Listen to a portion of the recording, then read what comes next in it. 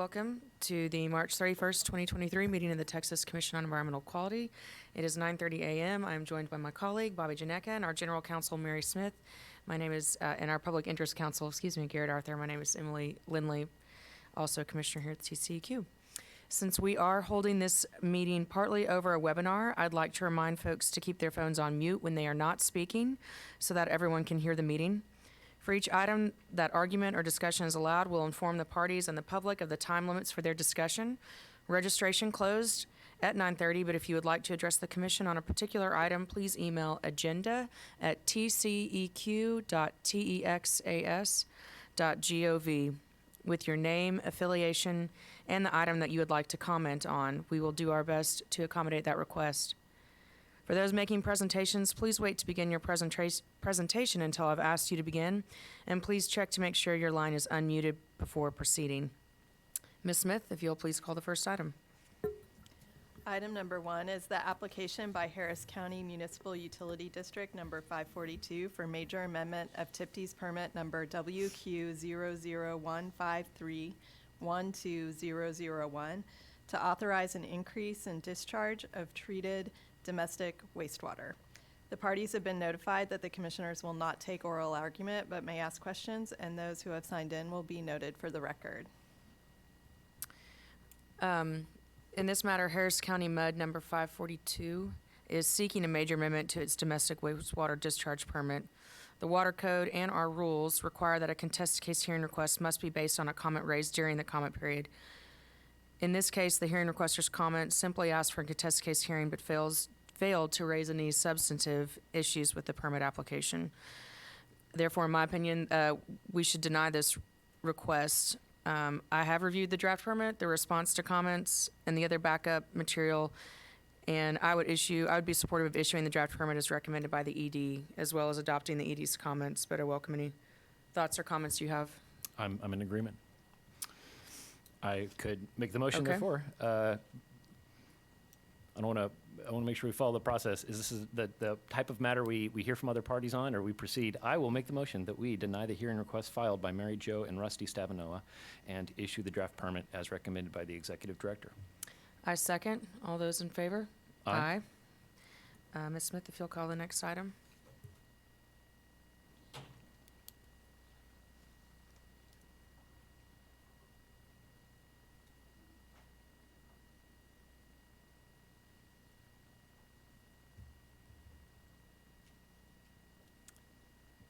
Item number 2 is the application by Roman Haas, Texas Incorporated for renewal and major amendment of Texas Pollutant Discharge Elimination System permit number WQ0000458-000.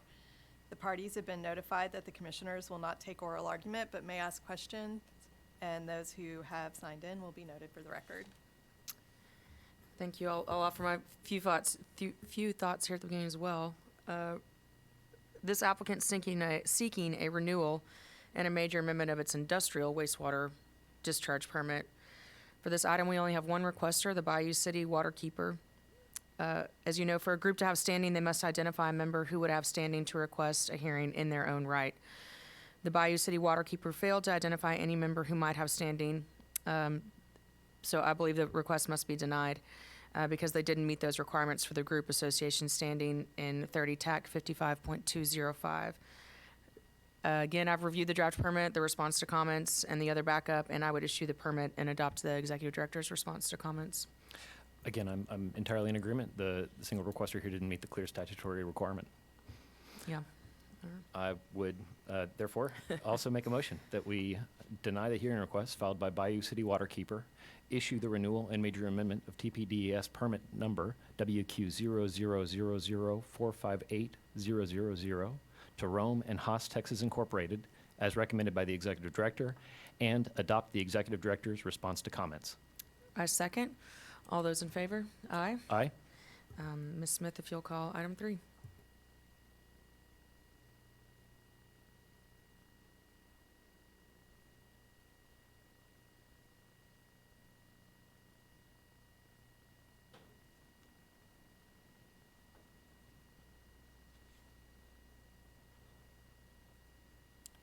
Item number 3 is the application by Undyne Texas Environmental LLC for new TIPD's permit number WQ001-6046001.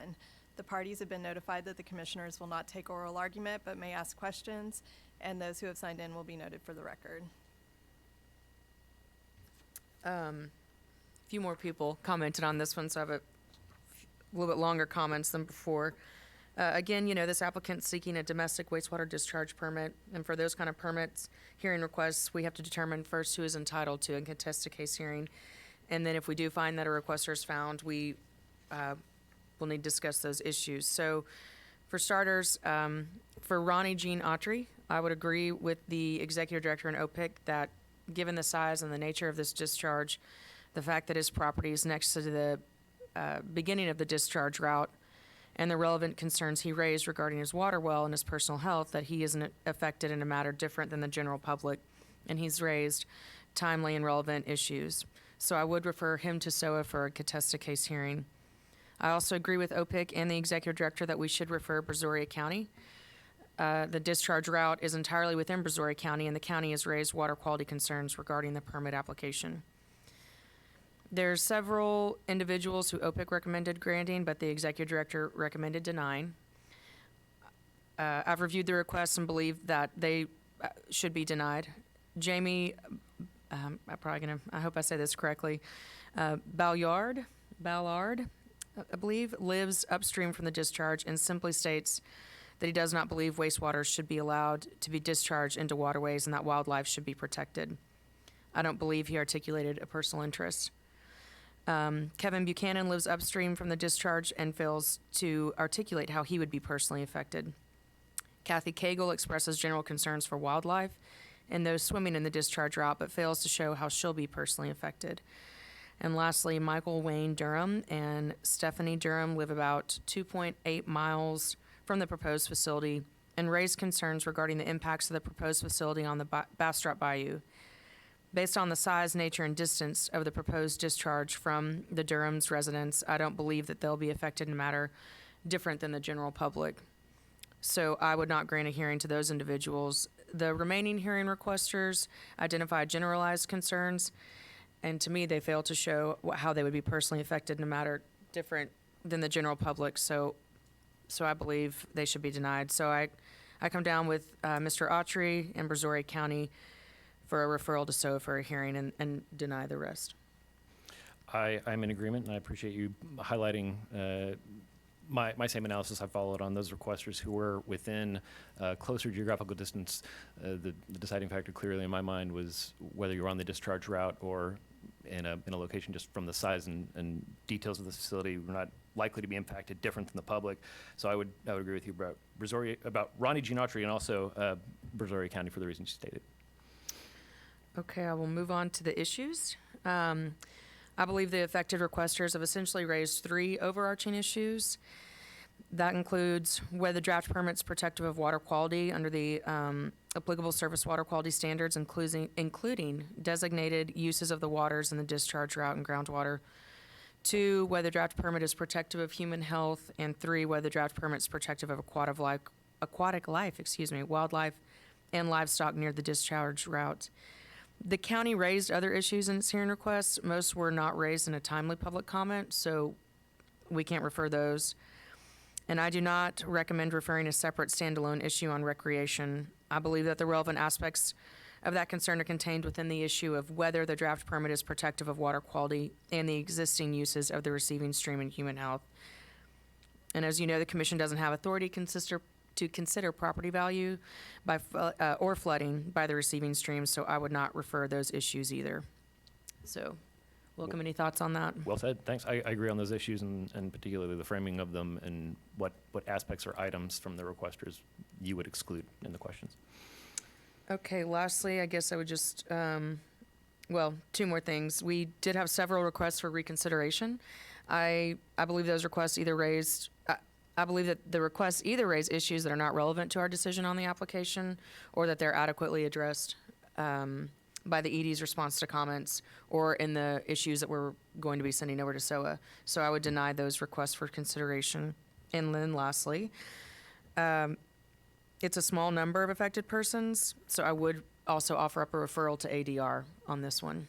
So, Agreed on both counts? okay, I can make a motion, or you can.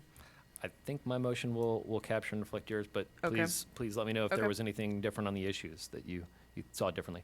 I move that we grant the hearing requests of Ronnie Jean Autry and Brazoria County, deny all other hearing requests and requests for reconsideration, refer the application to SOA for a contested case hearing on the following issues. Issue 1, whether the draft permit will be protective of surface water quality and preserve the designated uses of the discharge route in accordance with the Texas Surface Water Quality Standards and be protective of groundwater in the area. Issue 2, whether the draft permit is protective of human health of residents in the immediate vicinity of the proposed facility and the immediate discharge route.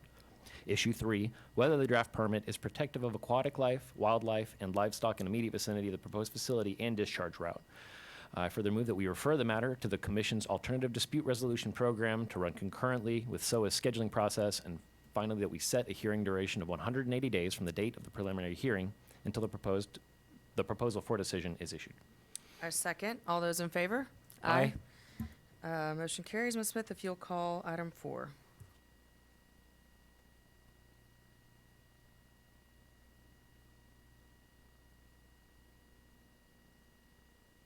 Good morning.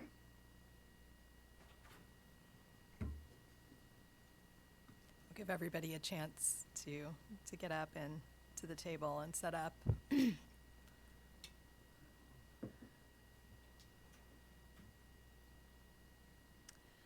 Item number 4 is the petition for the creation of Austin County Municipal Management District Number 1.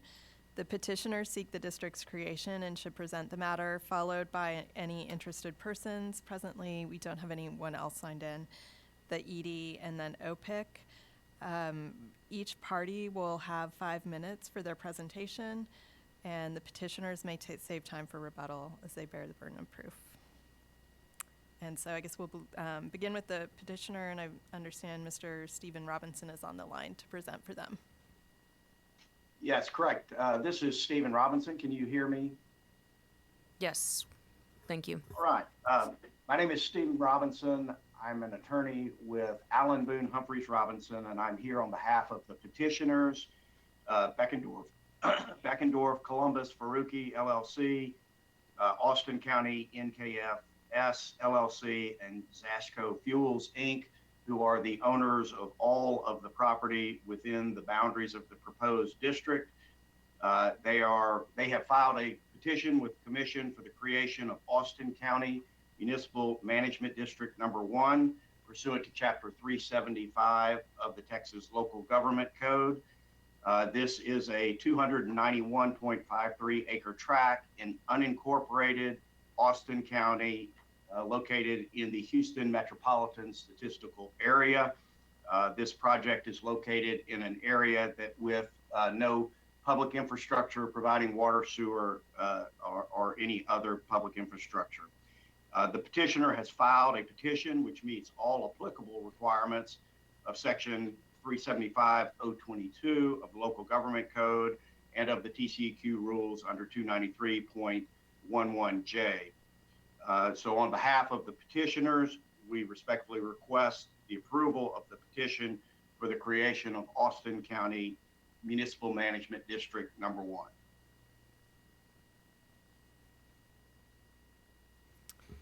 We'll save you the remainder of your time. I had Go ahead. a question right out of the gate. You mentioned there were no services in the district, no public infrastructure in the area within which this proposed district would be created. And I note that it's a municipal management district, which I did my best to search our records and look back, try to see where typically those have existed over municipal boundaries or extra jurisdictional areas of ETJs of existing municipalities. So I appreciate that your firm has clearly sees that these districts can be used to develop raw land, I believe, but I'm curious where you see it in terms of this fitting into the context of, are there precedents elsewhere in Texas where these particular districts have existed outside of municipalities? Can you point me there, because I was not able to find any precedents? Sure.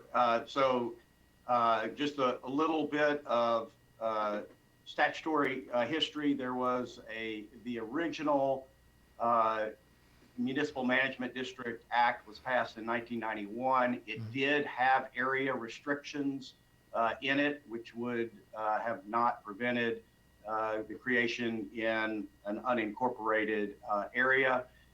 The statute was amended in 2011 to remove all area restrictions.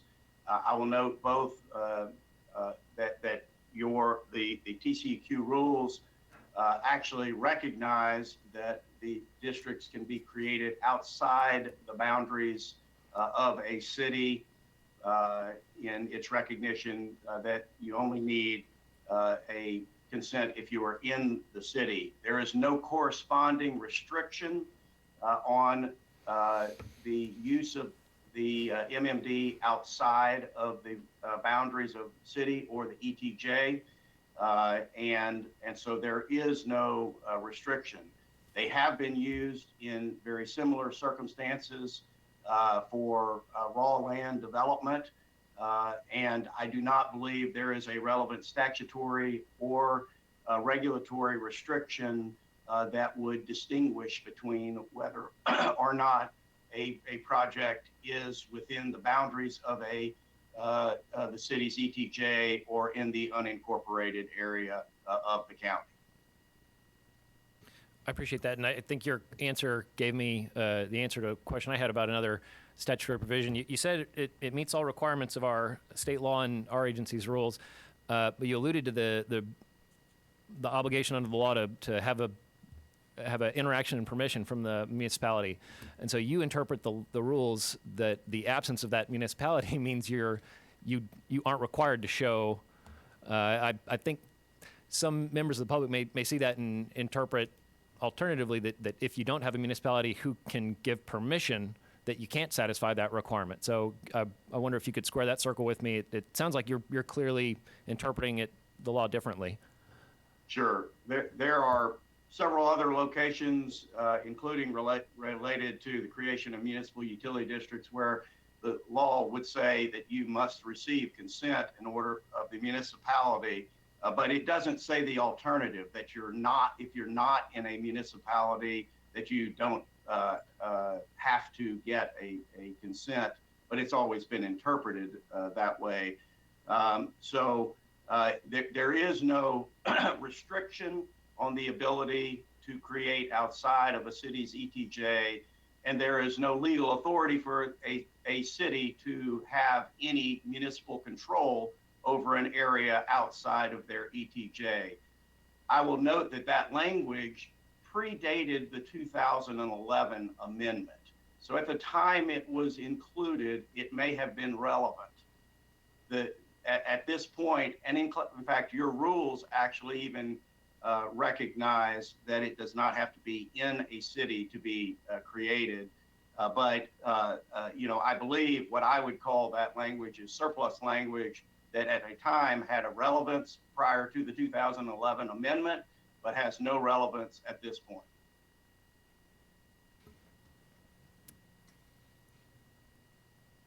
I appreciate that.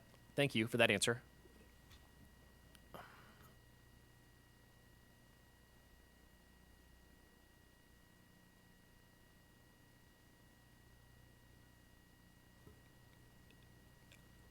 Mr. Robinson, I wonder, I had another question. Can you speak to this particular type of district? Are there particular authorizations or authorities that your client sees as necessary for this type of district versus other districts that have a more clear precedent of being created outside of municipal boundaries? What's the benefit gained? Yeah, very, very good question, because this was a very deliberate decision. As you may know, that the Texas Constitution was amended to permit districts to, like a municipal utility district, to do parks and recreation and open space financings in only certain counties. So we're in an MSA, and obviously Austin County is in the Houston MSA, but when you cross just to the east of County into Austin County or Waller County into Austin County, you go from a developer being able to proactively provide open space and parks through the financing with utility districts to an area that does not have that or is not permitted to do that. One of the important pieces of or distinctions with a municipal management district is that it has the ability to not only levy a tax, but also to do an assessment. And those assessments are not restricted for their use for parks and recreation and open space. And so the ability to do assessments through a municipal management district is an important distinction and results in some important outcomes for the community and landowners by giving us the ability to provide more quality development with open space, parks, and recreational facilities. I appreciate that answer. Thank you. Commissioner Lilly? I think you asked all the questions I would ask for right now. And thanks, Mr. Robinson, for those responses. I guess let's keep going down our list. Yeah, will we hear from other parties? I guess one Yeah. final question for me, and I may return this as we discuss what we want to do on this item, but I'm curious, you mentioned that it has been interpreted, the local government code 375.022C6. I'm curious to know, where has it been interpreted the way that you suggested, where the absence of municipality can satisfy the requirement to get permission from that municipality. And I just ask if there's any particular citations or examples, precedents that you could provide. And you may have other people working with you in the background, so I'll ask now so you can see if there's a possibility to get that answered. Do we have will we hear from other parties? Yeah, nobody's signed in on this, so that means we would go to the ED next. Yeah. Mr. Robinson, do you want to address that question now, or do you want us to come back? I'm not sure that we have where a municipal management district has been created through the TCQ in an unincorporated area, but certainly, and then not required a consent of a municipality. I would first say that because there is no territorial or limitation in the statute or in your rules on the location, that it is illogical to require the consent of a municipality that does not have any regulatory jurisdiction. And similarly, and probably by analogy, you would provide that where a consent is required to the creation of a municipal utility district, but it has clearly many times been created outside of the city or city ETJ, and no consent has been required, that by analogy, it has been read to not apply outside of a city or a city's ETJ in other contexts. I have one quick question, actually. And I apologize if you've already spoken to this, but will it be within a municipality at some point in the future? Say if Sealy or another nearby municipality, does anyone intend to annex this area anytime soon? We're not aware of any intention. We do know that to the east of this track, even within the city's corporate limits and in the city's ETJ, they're unable to provide utility services. And so the tracks to the east would need to be annexed first in order to have the ability to annex this track.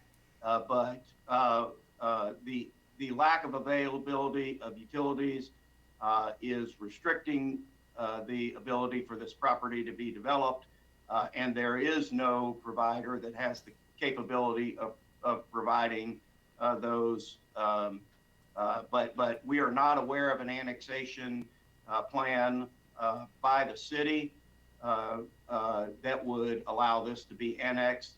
But certainly, We are to the west of Sealy, and it could be at some point in the future, but there are actions beyond the control of our landowner that would dictate whether that could happen. Okay, thanks. Since there aren't any other interested parties, we'll go on to the ED, and I'll just go ahead and ask one question, because I do have one, and I heard Mr. Robinson, and I don't necessarily, I'm not sure if I, agree or disagree with everything he said quite yet. I just still have some questions about the statutory purposes of a MMD. A requirement for creation, how do I say this? Okay, how it comes across to me is that an MMD, I can't figure out why they've chosen to go the MMD route as opposed to a MUD, because an MMD, it sounds like they have to have this, something from a support from municipality, and that's not there. And what Mr. Robinson was saying is because there is no municipality, right? And so how can something that doesn't exist provide, them with documentation that they would need for this application? And he, I think Commissioner was trying to ask, Commissioner Janetka, I don't want to put words in your mouth, but it sounds like he was trying to ask, are there examples of this in the past? Because one's never come before us, and where someone doesn't have something from a municipality seeking to do an MMD. And Mr. Robinson's made it sound like, but those have occurred in the past. But we haven't seen that. So I'm just trying to reconcile why the MMD route and not a MUD. And there is a requirement, for some sort of documentation to exist, and it's not there. And it sounds like because there would be no entity to get that documentation from. But I don't know if I'm making a whole lot of sense. I'm trying to reconcile all that. So I do want y'all to speak to that. But if that's part of your presentation as well, you can just give your presentation. Well, I can do either. So I'll go ahead and try and answer your questions. I'm Kayla Murray, an attorney with the Environmental Law Division, and with me is Justin Tack with the district section. I can't speak as to why the applicant chose an MMD over any other type of district. When you do read 375 as a whole, it does seem to indicate that this type of district should be inside a municipality. But we can also see the interpretation of when that statutory language was removed regarding the location of this type of district, that removed location requirements overall. So And that's the 2011 amendment? That's the Okay. 2011. It was 375.021. And then I think you may have had another question. I can't remember. Well, what I it was. blabbed, but no, that basically gets to the heart of my question. I remember what it was. yeah. If there was any precedent. The Yeah. only precedent we could find was Sun Lake Improvement District, and 375 allows these types of districts to be called municipal management or improvement districts. And Sun Lake was within the ETJ of a city, not within the corporate limits, but at least within the ETJ. And that was in 2021 that order was issued. So that's the only precedent we can offer right now. So, but I'll go ahead and just Yeah. do my quick little Thank you. Yeah. presentation. Again, I'm Kayla Murray, an attorney with the Environmental Law Division, representing the executive director, and with me is Justin Tack with the district section. The executive director received a petition from Beckendorf Columbus Farrakei LLC, Jasco Fuels, and Austin County NKFS for the creation of Austin County Municipal Management District Number 1 pursuant to Chapter 375 of the Texas Local Government Code. We have reviewed the petition and concluded that the creation of the district would be feasible, necessary, and a benefit to the land to be included in the district. Additionally, because the petitioner seeks to create an MMD outside the city limits of a municipality, the ED discussed with the petitioners whether Chapter 375 of the Local Government Code allows the creation of MMDs that are outside of a municipality, and whether the proposed Austin County MMD can operate as an MMD pursuant to the provisions of Local Government Code 375 outside of a municipal boundary. The petitioner has represented to ED staff that it is their position that Chapter 375 does allow for the creation of an MMD outside of a municipal boundary, and that they believe they can operate the MMD effectively outside of a municipality. Based on these representations and the information provided with the creation petition, the ED recommends granting the petition for district creation. And we are available if you have any other questions. Thank you. I had one question, though, just, can you help me understand in more plain language the distinction of the municipal management district versus regular MUD that Mr. Robinson alluded to, of being able to provide an assessment or is it implement an assessment? Or I'm not sure exactly the right way to put it. Can you speak to that? Is it just an extra tax, an extra fee? I'm going to defer to Justin Tack on this. Thank you. Yeah. Good morning, Commissioners, General Counsel, Public Interest Counsel. For the record, I'm Justin Tack with the District Section. Assessments are similar to taxes. They're just assessed in a different way. They're assessed on usually square footage, and Mr. Robinson can correct me if I'm wrong. But I think maybe to answer both questions, what I heard from Mr. Robinson was if we were to create a MUD, or if the petitioner was to create a MUD in Austin County, some of the limitations on recreational facilities and some of the things that they may want to do with their land plan as far as offering amenities and those types of things and funding those, whether it be through assessments or taxes, by the Constitution and the statutes, they would not be able to do that with a standard MUD. Austin County is not one of the counties that's listed that is able to issue bonds to cover that debt. So I don't want to speak for the petitioners, but I believe I heard Mr. Robinson say that was one of the main focuses of theirs, maybe offering amenity packages that could potentially be funded by a municipal management district. Municipal management districts have different powers than MUDs, and therefore the statutory and the constitutional requirements of recreational facilities wouldn't necessarily apply to them. So they could theoretically issue debt for those types of facilities. I appreciate that. That's really helpful, and I think that complicates the decision a little bit in my mind, because understanding that there's arguably a limitation in the availability of services for developers through our standard MUD posture or template does put this in a different light contextually. But we come back around to the issues and tension that I think you've seen at many of the hearings you've been called to as a resource witness, but attending for our agency at Sunset. So thank you. That was your Yeah, I question. have one or two questions, and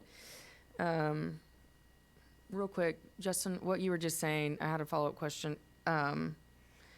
So how, if it's bonds that are issued, is that what you were kind of saying? That could be something, and I know it's a hypothetical, but are those voted on? I mean, how does that work eventually?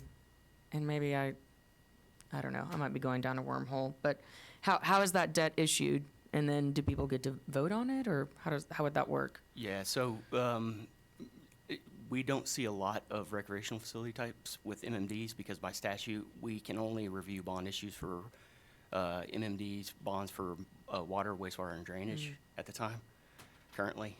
But typically how, and Mr. Robinson can correct me if I'm wrong, but a standard MUD and an MMD, when they go to confirm the district's creation, the voters at the time also authorize the taxes, the maximum tax rate that they will be subject to, the amount of water, wastewater, drainage bonds, the amount of recreational bonds, and the amount of road bonds, essentially any bonds that they intend to potentially issue in the future, those voters authorize those limits. Okay, and then one other quick question. And if you don't know this, Mr. Robinson might very well, so I'll give an opportunity to chime in. But this language in 2011 that was amended, do you know the bill number? Yes. Okay. Senate Bill 1234 from the 82nd legislation. Hard to remember, yes. I was got the it. BA on that bill too, by the way.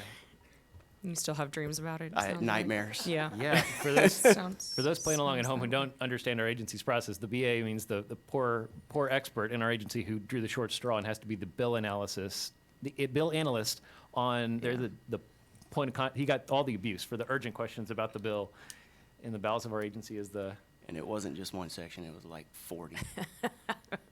Again, you still remember it very well. Okay. I'm gonna take a quick timeout. I need to look over. Oh, yes, no, I do want to do that. OPIC, I would like your thoughts before I take a timeout. Thank you. Good morning, Commissioners. For the record, I'm Garrett Arthur, TCEQ Public Interest Counsel. Based on this record, OPIC agrees with the ED's conclusion that the proposed district would be feasible, practicable, and beneficial to the included land. We support the ED's recommendation to grant the petition and issue the proposed commission order. Thank you. Mr. Robinson, I know you still have a little bit of time. I think it's 3.5 minutes, or is it a minute and a half? 3 minutes and 30 seconds for rebuttal. So I'll let you have the floor. Sure. So really just confirming what has been said is the distinction, significant distinction, is the ability to levy assessments, which give us the ability to allocate the cost of all of the open space and parks and recreational facilities on an assessment basis for all of the property owners within the district, thereby being able to do what we could do in all of the counties to the east, and that is to have public facilities that are owned by the district that support open space, parks, and recreational facilities, which we would not be able to do with a municipal utility district or a water control and improvement district or other special districts. So it does provide a very important distinction. There are some broader services, things, whether or not the board will elect to use any of those is for a future decision. But as Justin pointed out, there are statutory differences in their operation that can be provided. So when we look at this, we say, one, we have an area that a landowner would like to develop. We have no provider of public water or sewer available, and we would like to have a district to have the capability to do that, but we would also like to be able to make this as good as possible, having the amenities that are now expected, particularly in the Houston market. So all of those decisions led us to this. But what I would primarily point out is there is no statutory or regulatory restriction on the location. It may have historically been used within metropolitan areas. It has been dramatically expanded. We have many, many examples in cities, ETJ, particularly of districts, of municipal management districts that are created in the ETJ. This may be the first time that there has been one outside of a city's ETJ or corporate limits, but I don't believe that creates a restriction because there is not an area restriction within the statute or the rules, and we would respectfully request that the petition be granted on this matter. Thank you for that. Commissioner Janicka, I think I still just want to take a minute or two to gather my thoughts real quick. So, just a minute.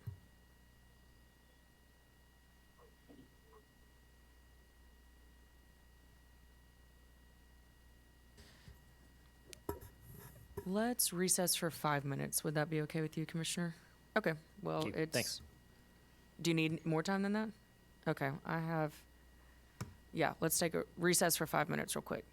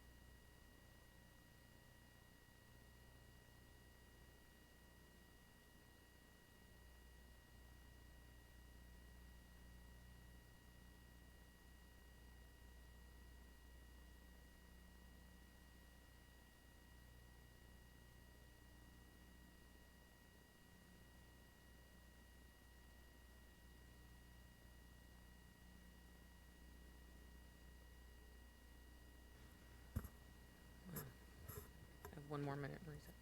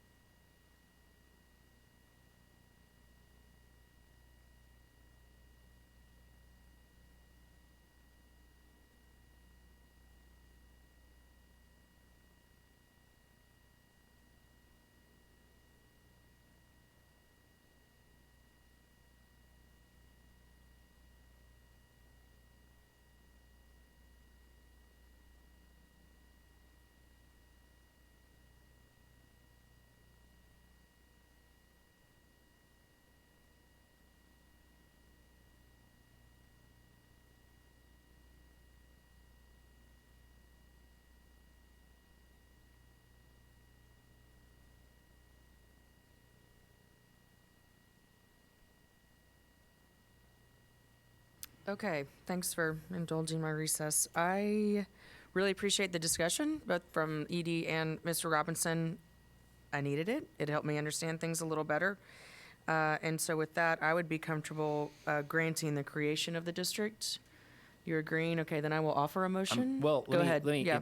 doing that, yikes. So this is, let me say here to all of our beloved staff in the audience, members of the public, people following along at home, this is the most boring, exciting discussion in terms of where the state of Texas wants to have its vibrant economy and the feeling of Texas and private property rights, being able to make sure you've got your patch of the state.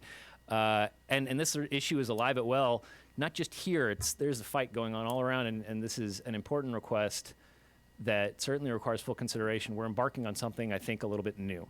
And so I wanted to ask Mr. Robinson if I could, before we ventured past this threshold, there's a specific provision in the statute, and I appreciate that your interpretation of the obligation to have permission from a municipality and the absence of any underlying municipality means you're relieved of that obligation. There is, however, in statute 375.024, publication of notice, and I presume that was local government code, what we were talking about earlier, a requirement, no, not publication notice at all. There's a reports section. I've got a lot of good detail out of it in front of me. 375.315, effectiveness study report. The board of an authority shall study the effectiveness of the authority.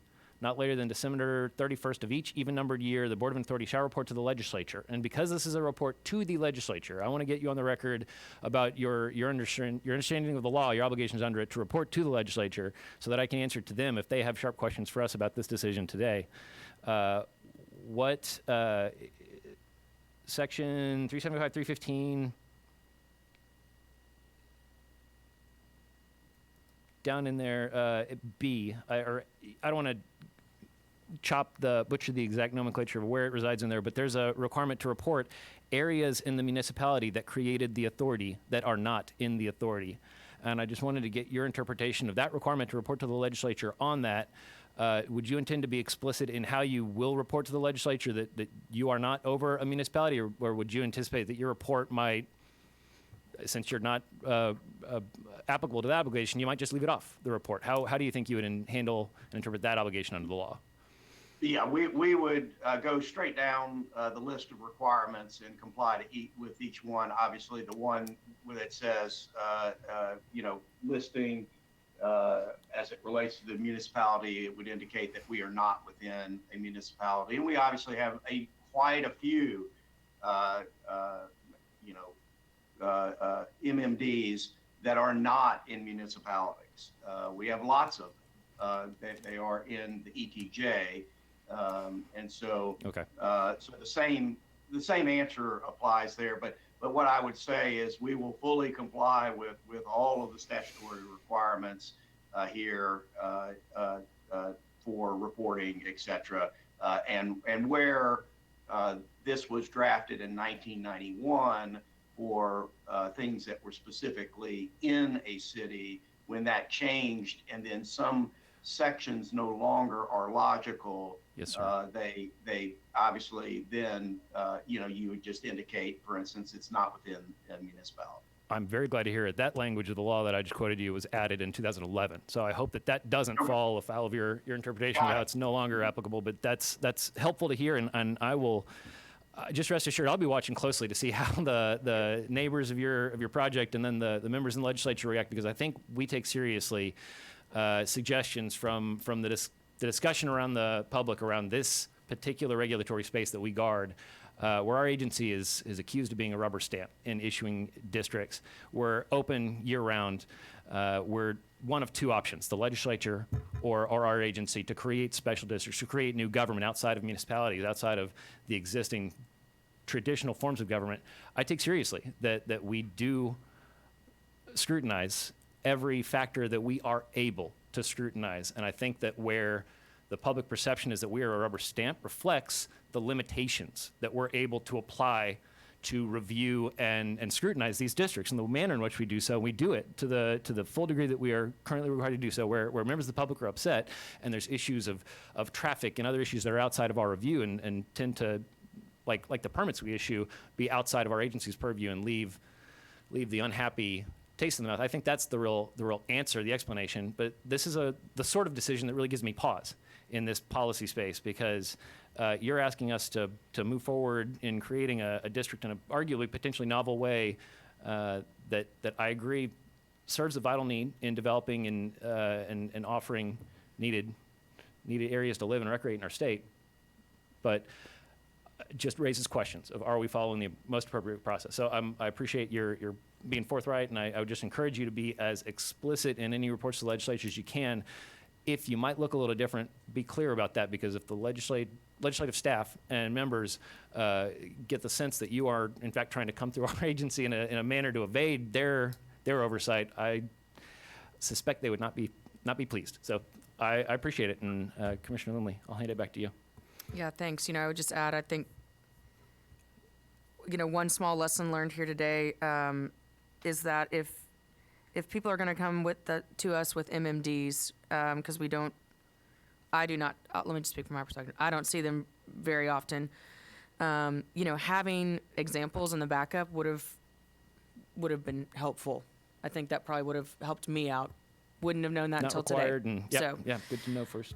But with that, I still have a motion, and I'll see if you are in agreement.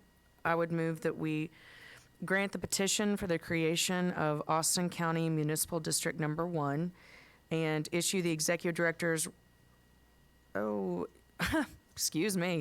Austin County Municipal Management District Number 1, and that we issue the executive director's recommended commission order for creating the district and appointing 5 initial directors, correcting the spelling of Mayor Kwadumi's name.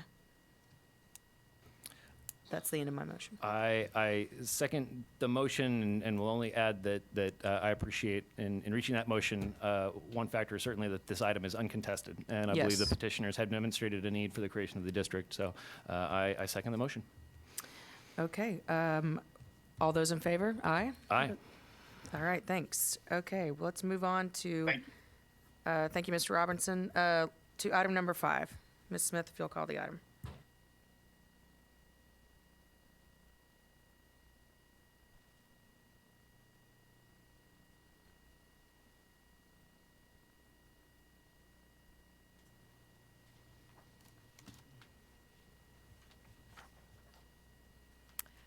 Item number 5 is a resolution to fill 17 of 41 membership positions on the Galveston Bay Council, and the executive director staff is here to present this item.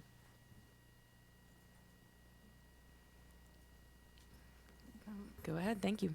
Okay. Good morning, Commissioners, General Counsel, and Public Interest Counsel. For the record, I am Lisa Marshall with the Water Quality Planning Division in the Office of Water. With me today is Aubrey Puelka with the Environmental Law Division. We're here today to request your consideration to approve a resolution to fill 17 of the 41 membership positions on the Galveston Bay Council. The Galveston Bay Council is a 41-member advisory body to the Commission whose function is to advise the Commission on the implementation of the Galveston Bay Plan, or the Comprehensive Conservation and Management Plan for Galveston Bay.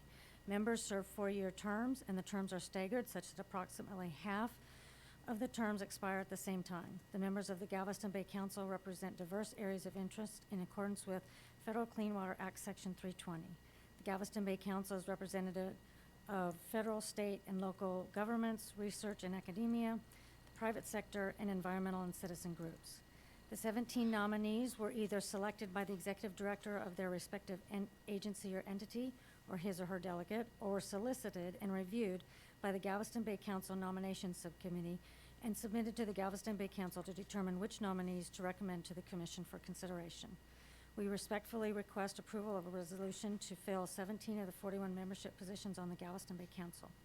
Thank you for your consideration, and we are available to answer any questions you may have at this time. Thank you. I don't have any questions. You? No questions other than to want to make sure that we're very, very explicit in recognizing and thanking all the members who have agreed to serve. Your hard work in helping manage the covering such a wide collection of interests and entities. It's very important, but it's a really crucial, critically important conversation. I was just looking back in my notes. I vaguely recall a former colleague of mine, friend, Mickey Leland, intern with the program, and I heard at that time how important and involved with the community it is. So I appreciate the efforts going into keeping this council staffed and current. Thanks. Ms. Smith, has anyone signed in on this item? No one signed in on this one. Mr. Arthur? OPIC supports approval of the resolution as recommended by the ED. Yeah, I'm in agreement with ED and OPIC. I'm prepared to move forward with adopting the proposed resolution today. And again, I ditto what you were saying, which is thanking everyone for participating on the council. It is very important, and they're very active, and we appreciate that. So, I move that we approve the resolution appointing 17 people to fill the membership positions on the Galveston Bay Council as recommended by the executive director. I second. All those in favor? Aye. Motion carries. Ms. Smith, if you'll call the next item.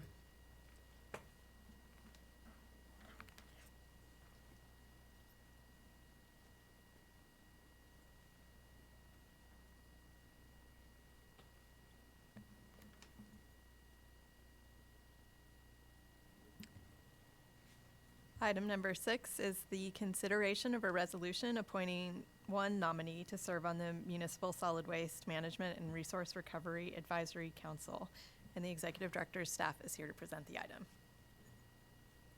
Good morning, Commissioners, General Counsel, and Public Interest Counsel. My name is Anju Chalese of the West Permis Division. With me today is Kayla Murray from Environmental Law Division. We're here requesting the appointment of new member to a new Municipal Solid Waste Management and Resource Recovery Advisory Council. This advisory council is composed of 18 members who review municipal solid waste management policies and make recommendations to the executive director and commission. The request for nomination was published in Texas Register on August 19, 2022. A total of 3 applications were received for 2 out of 4 specific qualifying positions. In your materials, you have a listing of vacant position and biographical information of the recommended applicant. Staff reviewed the applications received to ensure the appointee meets statutory requirement for the selected position. The recommended applicant meets the position of an elected official from a county with a population less than 150,000. The appointment will expire on August 31st, 2027. Thank you for your consideration of this matter, and we are here available to answer any question at this time. Thank you. Thank you. I don't have any questions. Commissioner? What can we do to help locate and identify eligible applicants? This is seems like it's a really tough set of. We've got two important different councils to our agency back to back, and this one's. It struck me that they were all elected officials that were spots we were trying to fill, and unfortunately only one. We had an eligible applicant, but I'm pleased to have that applicant there. So, what could we do to help from our end? I appreciate noticing it publicly. We also advertise this to the TCQ social media and MISRAC website and all. Is it a time limited opportunity to join the council, or can I carry this in a coat card and try to ask people if they're interested to join as I encounter them in the legislature? Anything to get word out would be Great. appreciated. Thank you. Sounds like we can revisit and add people as we find interested and willing group members. Good. No questions. Thank you. Ms. Smith, has anyone signed in on this item? No one signed in. OPIC, thoughts? Again, OPIC supports approval of the resolution as recommended by the ED. Thanks. I agree with ED and OPIC on this one. You know, this appointment is a little specific. It's for an elected official from a county with a population of less than 150,000. So thank you to Caldwell County Judge Hoppy Hayden for applying. They fit the bill, and I'm ready to move forward with adoption. Likewise, I move we adopt the Executive Director's resolution appointing Caldwell County Judge Hoppy Hayden to the Municipal Solid Waste Management and Resource Recovery Advisory Council to fill the position of an elected official from a county with a population less than 150,000, set to expire on August 31st, 2027. I second. All those in favor? Aye. Motion carries. Ms. Smith, if you'll call the next items.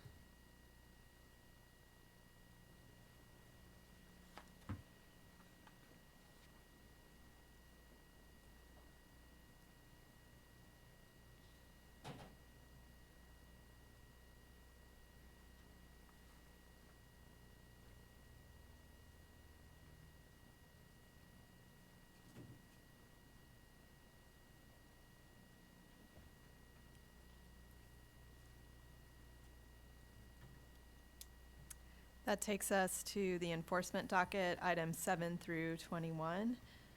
And I will note that we have a pending motion also to remand item 14 from the executive director. The executive director's staff is here to present these matters. Good morning, Commissioners, General Counsel, and Public Interest Counsel. Excuse me. For the record, my name is Melissa Cordell of the Enforcement Division, and with me today are Michael Parrish, also of the Enforcement Division, and Gitantali Yadav of the Litigation Division, representing the Executive Director. Pending before you are items 7 through 13 and 15 through 21. The total assessed administrative penalties are $267,329, with $18,591 deferred. $152,310 applied towards supplemental environmental projects, and $96,428 to the general revenue. We respectfully request approval of these items and are available to answer any questions you may have. Thank you. I don't have any questions, Commissioner Janeka. Likewise. Thank you. Ms. Smith, do we have anyone signed in on these items? We do not. Okay. OPIC, thoughts? OPIC supports adoption of these enforcement orders as presented by ED staff. I'm in agreement. I'm prepared to move forward with the exception to remand item 14.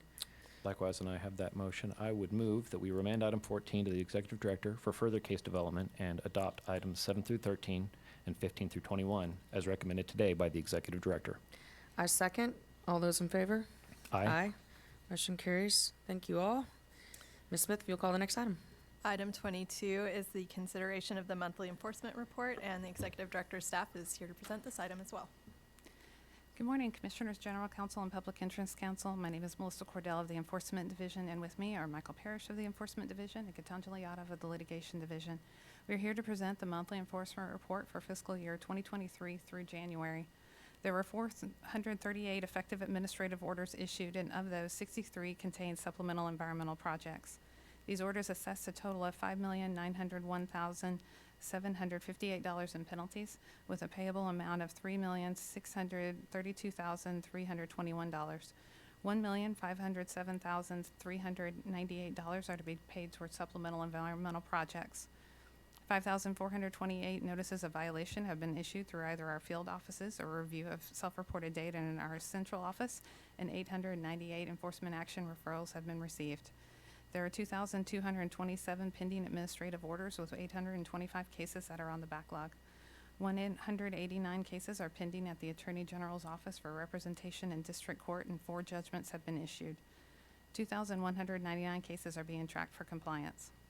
We have included for review a summary of OCE investigative activities for fiscal years 2021, 22, and 23.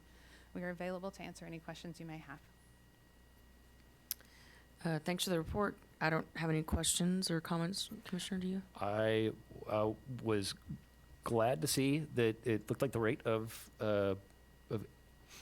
steadily increasing backlogged orders flattened over this reporting period. And that was a surprise for me, frankly, given that we're in the midst of discussion of our agency sunset, many difficult conversations that I can imagine are putting demands on your staff. So I just would invite you to add anything or comment there. Was that a success story or just part of our agency's process moving forward? Well, we're continuing to implement procedures and efficiencies wherever we can with the staff that we have. It has been an impact having operating so long with reduced staff, but we're targeting the oldest cases, those greater than 2 years old, and making sure that we're addressing those, and that's a small number remaining. But there have been legislative commitments have been also a bit strenuous for us. Yeah. But we've maintained those and been working through all bill analysis, as you had mentioned earlier. So we continue to have the high number of vacancies, and back in January when we last reported, we were about 32% vacancies, and now we have 29%. So we have a slight improvement there, but we're still working with trying to hire and keep the staff that we're hiring, and just making sure that they're trained up as well, because we're excited to have them, but also recognizing that that's also an impact to us, as well as trying to get them trained up as TCEQ employees and then being able to develop cases and support the other division functions. Thank you. Ms. Smith, has anyone signed in on this item? No one is signed in. Thank you. Comments from OPIC, if any? No, Commissioners, we do appreciate the report, and I don't have any comment right now. Yeah, I don't have any comments other than just thanks for that brief little update on where you are in your vacancies. That's, a decrease is great news, and your division always does great work, and so I'm appreciative of the employees that are there and that are working so very hard. There's no action on this item, so Ms. Smith, if you'll please call the next items. Items 23 through 26 are for closed session, and the commission will not be meeting in closed session today. With that, it is 10:37 a.m. and the commission stands adjourned. Agenda stands adjourned.